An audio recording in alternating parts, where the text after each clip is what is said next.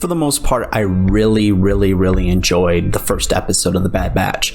In fact, enjoyed all of it for the most part, but it did make me worried about one thing.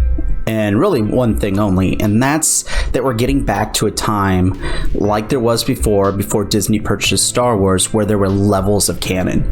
There was the George Lucas level, which was just the movies, and then next thing was the TV series, so like Clone Wars, and then there was, I can't remember what it was after that, but there were several levels of canon, and the only one you could truly 100% believe was legit part of the real story were the movies. And I think you, at that point, could feel pretty comfortable with the Clone Wars also. Well, when Disney acquired Star Wars, they decided to get rid of the expanded universe and basically say just the movies and the Clone Wars were canon, but that everything else that they created after that would all be part of the same story.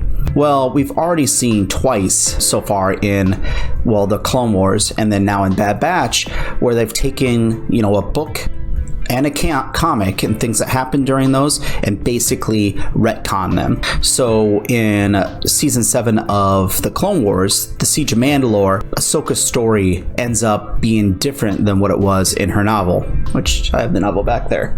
Really good book. You should actually read it, despite the fact that there's a little bit that's retcon in there. And now with the first episode of The Bad Batch, we see Caleb Dume, who turns into Kanan Jarrus, and his story for Order 66 plays out differently than what the comics had. I actually liked the way both of those stories turned out, but now it makes me question, is there different levels of canon? Are we back to that stage where we can look at it and say, okay, if it happens in a movie, we can feel 100% that they're not going to change it, and it is part of the actual story, and then if it's in a TV series, then it's more than likely, almost 99%, never going to be retcon. But if it's a book or a comic, you know what?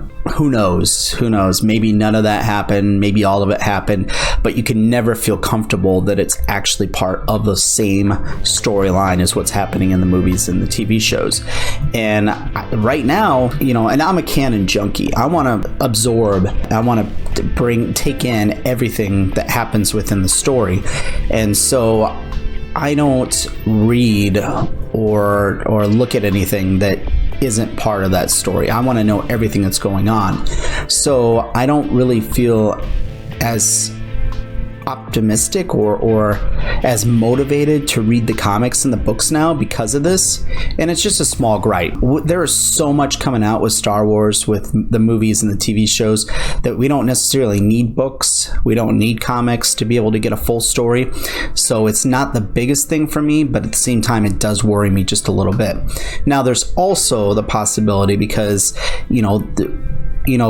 the whole, from a certain point of view that Obi-Wan used, you can look at that in the same way with these things, that the comics were told through Kanan's memories, so maybe he left some stuff out when he was telling that story in his mind. Same thing with Ahsoka. Maybe with all the trauma, she didn't get all of the details right. So you can always go that route and say that the books and the comics were not a historically accurate tell of what happened, but told through the memories of beings that do make mistakes and maybe misremember things. So maybe there's that too.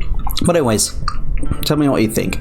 Does it bother you that there seems to be different levels of canon again? Are you like, I'm overthinking this? Let me know in the comments. Make sure you subscribe and hit the notification bell. And may the Force be with you.